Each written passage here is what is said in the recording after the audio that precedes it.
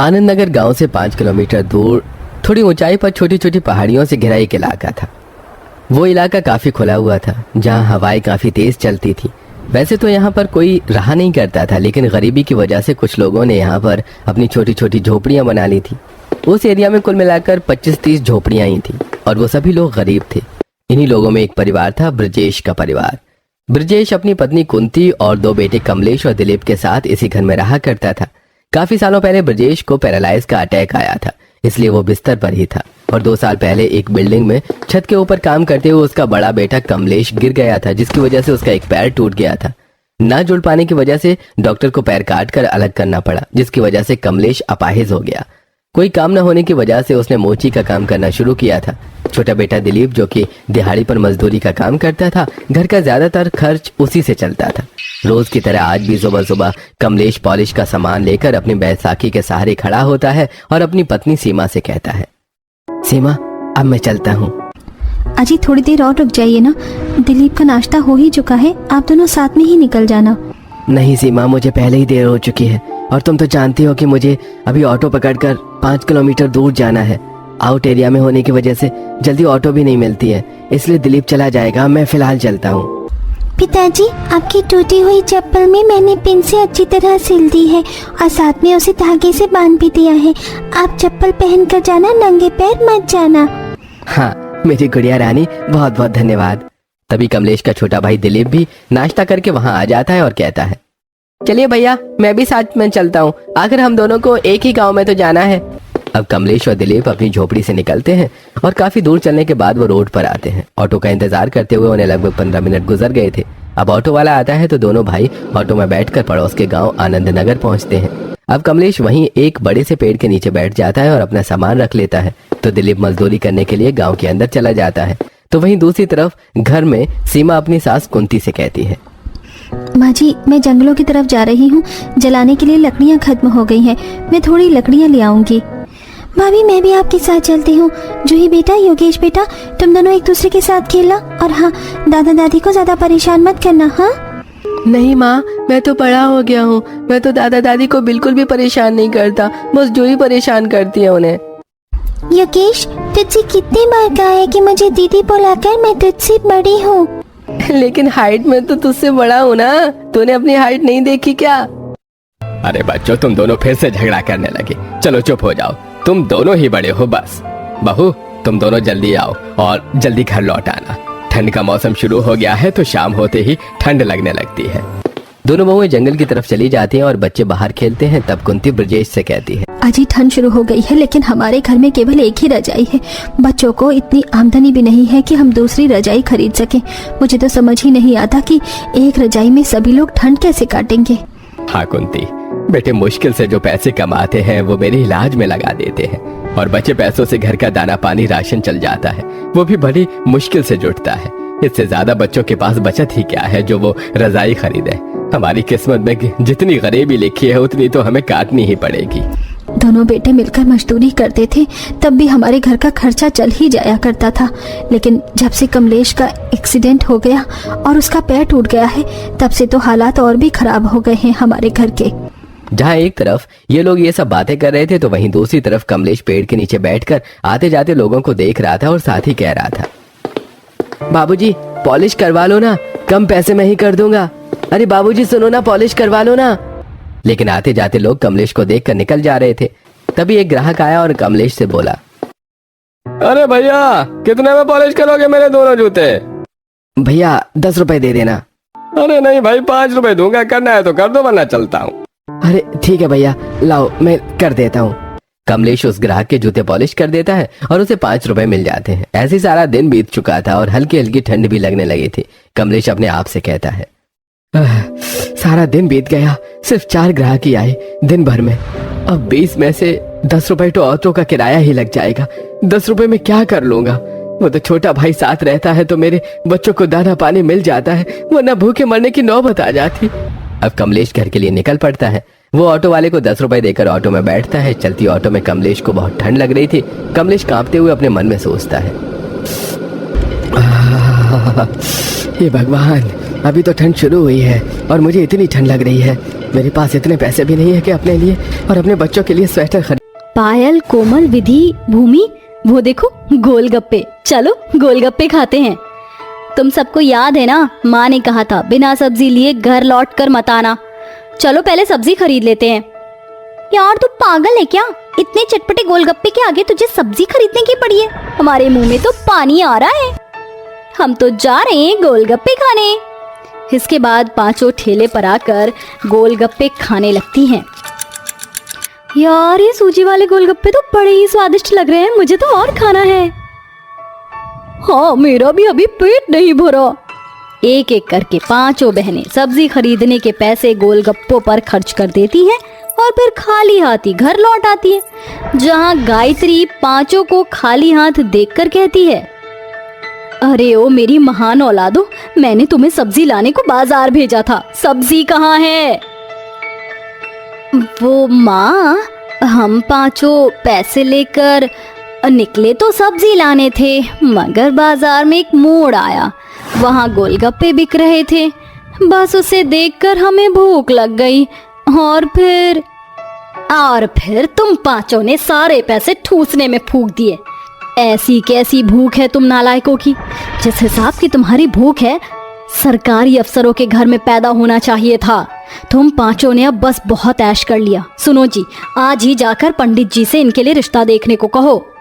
कुछ ही दिनों में मिडिल क्लास सुमित्रा जी के बेटों से गायत्री की बेटियों की शादी हो जाती है, जहां सुमित्रा जी दरवाजे पर खड़ी अपनी बहुओं की आरती उतारकर उनके सामने 5 कलश रख देती हैं।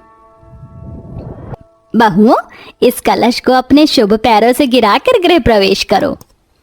मगर माँ जी, इतने महंगे चावल फर्श पर गिराने से क्या फायदा? इनसे तो हम खिले हुए पुलाव बनाएंगे जिसे सभी पेट भर कर खाएंगे। अरे भाभी जी, आप पांचों टेंशन ही आओ ना ही, रसोई माँ बहुत सारा राशन भरा हुआ है, अब गृह प्रवेश करो। पांचों बहुएं गृह प्रवेश करके अंदर आती हैं और अपनी सास के पैर छूती हैं। जुग जुग जियो, सदा सुहागन रहो। अच्छा बहू, तुम पांचों थक गई होगी, जाकर आराम करो। जी माँ जी। फिर पांचों अपने पतियों के साथ कमरे में आ जाती हैं, जहाँ निशु रोमांटिक होते हुए भूमि को देखकर गाना गाता है। आए हो मेरी जिंदगी में तुम बहार बनके, मेरे दिल में यूं ही रहना। हाय, मेरे दिल में यूं ही रहना, तुम प्यार प्यार बनके। आए हो मेरी जिंदगी में तुम बहार बनके। एक तो भूख के मारे मेरे पेट में चूहे, बिल्ली, हाथी, घोड़े सब पकड़म पकड़ाई खेल रहे हैं। ऊपर से मेरा ये पकाऊ पति ये सड़े हुए गाने गाकर मेरे कानों से खून निकालने का काम कर रहा है। अबे चुप बे। क्या हुआ बेबी, तुम्हें मेरा गाना पसंद नहीं आया? निशु, मुझे तुम्हारे गाने की नहीं बल्कि खाने की जरूरत है, मैं भूखी हूँ। ठीक है, मैं तुम्हारे लिए किचन से कुछ लेकर आता हूँ। जैसे ही निशु किचन में आता है तो उसका बड़ा भाई राजीव पहले से ही वहाँ खाना बना रहा होता है। राजीव भैया, आप अपनी सुहागरात छोड़कर यहाँ किचन में क्या कर रहे हैं? क्या बताऊँ छोटे, जाने कैसी भूखी बेबी मिली है। मैं तो अच्छा खासा रोमांटिक मूड में कमरे में गया था तो देखा, विधि बेबी ये दूध का गिलास तो हस्बैंड के लिए होता है। राजीव, मुझे भूख लगी थी और कमरे में कुछ और खाने को था नहीं, इसलिए तुमने मेरे हिस्से का दूध लपेट लिया। मेरा मतलब तुम पियो या मैं, बात तो एक ही है। चलो अब और टाइम वेस्ट नहीं करते। अभी नहीं, क्योंकि मेरा पेट भरा नहीं है। जाओ जाकर मेरे लिए कुछ खाने को बना कर लाओ, वरना सुहागरात गई भाड़ में। नहीं, मैं लाता हूँ ना अपने शोना बेबी के लिए खाना बनाकर, तुम बस जगी रहना। और बस इसी शर्त के लिए तेरा भाई यहाँ भजिया तल रहा है। इस तरह से भूखी बहुओं के बेचारे पतियों की सुहागरात किचन में बीवी की फरमाइश पूरी करने में बीत जाती है। अगली सुबह 5 बहुएं रेडी होकर किचन में आती हैं। गुड मॉर्निंग भाभी जी। तुमने अभी तक ब्रेकफास्ट नहीं बनाया? नहीं भाभी जी, कहे कि आज आप 5 बहुओं की पहली रसोई की रस्म जो है, तो अच्छा खाना तो आप बनाकर खिलाओगे हम सबको। खाना बनाने की बात सुनते ही 5 भुक्कड़ बहू के चेहरे पर 12 बज जाते हैं। तभी सास सुमित्रा भी वहां आ जाती है। अरे आ गई मेरी प्यारी पांचों बहुओं। चलो एक काम। रेखा, मैं क्या सोच रही थी कि बेटियों को देखने एक ही घर से आने वाले हैं तो क्या दो दो जगह का फैलावा करना। जो भी तुम्हें अपनी तरफ से उनके स्वागत में रखवाना वो मेरे ही घर में रखवा देना। एक जगह ही बेटियों को उन्हें दिखा देंगे। वैसे भी सबको पता ही है कि चाचा ताऊ की हैं। सही बोल रही हो जेठानी जी, मैं भी ऐसे ही सोच रही थी। ठीक है तो मैं आती हूँ, आपके ही घर मिलकर तैयारी कर लेंगे। जया और रेखा ऐसे ही आपस में अपनी बेटियों के रिश्ते वालों के आने की खातिरदारी के बारे में बातें कर रही थी। जया और रेखा दोनों देवरानी जेठानी थी। दोनों की ही एक एक बेटी थी और आज उन्हें देखने लड़के वाले आ रहे थे। अभी वो ऐसे बात ही कर रही थी कि पीछे से रेखा की बेटी अनुष्का आई। क्या बात हो रही है माँ? ताई जी के घर पर ही सब कुछ होगा क्या? हाँ अनुष्का। अरे ताई जी, आप क्यों अपने घर में अपनी बेटी का दिल तुड़वाने को सब कुछ करवा रही हो? मेरा मतलब उर्वशी तो कितनी काली है, उस काली को देखते ही वो लोग रिजेक्ट कर देंगे। अब आपके घर में मेरा रिश्ता पक्का होगा और आपकी बेटी को रिजेक्ट किया जाएगा तो ये सब तो आपको अच्छा नहीं लगेगा ना। अनुष्का, ये कैसी बात कर रही है? देख अनुष्का, मैं जानती हूँ कि तुझे अपने गोरे रंग पर बड़ा गुरूर है और आज तक तू मेरी बेटी को काली होने की वजह से बहुत चिढ़ाती भी आई है, लेकिन अब मैं ये सब बर्दाश्त नहीं करूंगी, समझ आया? तू बेशक गोरी है लेकिन मेरी बेटी में काली होने से कोई कमी पैदा नहीं होती। अब काली को काली ना बोलूं तो क्या गोरी कहूँ? हाँ ही बड़ी। अनुष्का ऐसे बोलती हुई चली गई। जया को काफी गुस्सा आ रहा था। जया भाभी शांत हो जाओ, ऐसे गुस्सा मत करो, बच्ची ही तो है। बच्ची है तब इसकी बड़ों के आगे इतनी जुबान खुलने लगी है। खैर छोड़ो, चल रेखा हम मिलकर तैयारी करते हैं। जया ने सब कुछ नजरअंदाज करके लड़के वालों के आने की तैयारी शुरू कर दी।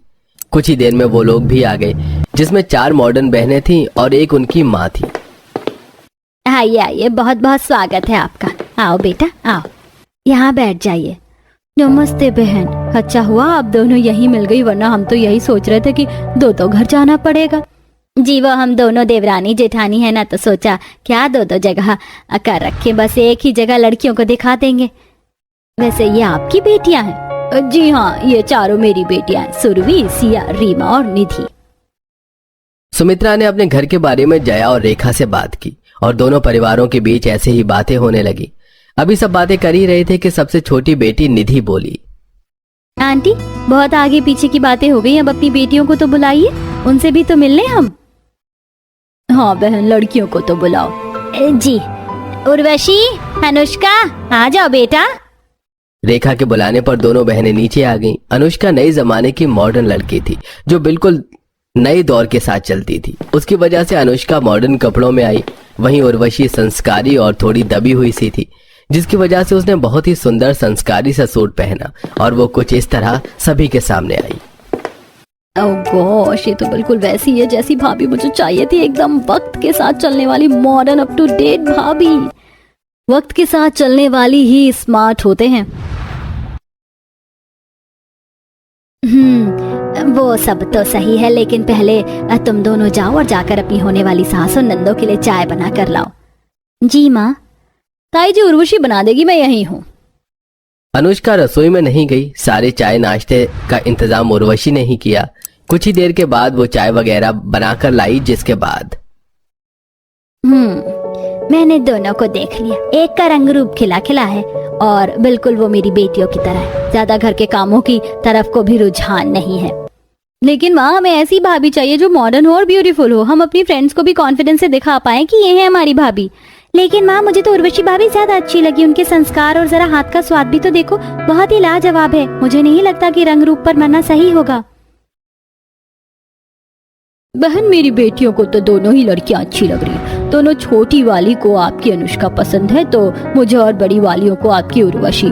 तो मेरे दोनों बेटों के लिए भी इन दोनों का रिश्ता ही पक्का समझिए। है सच क्या बहन?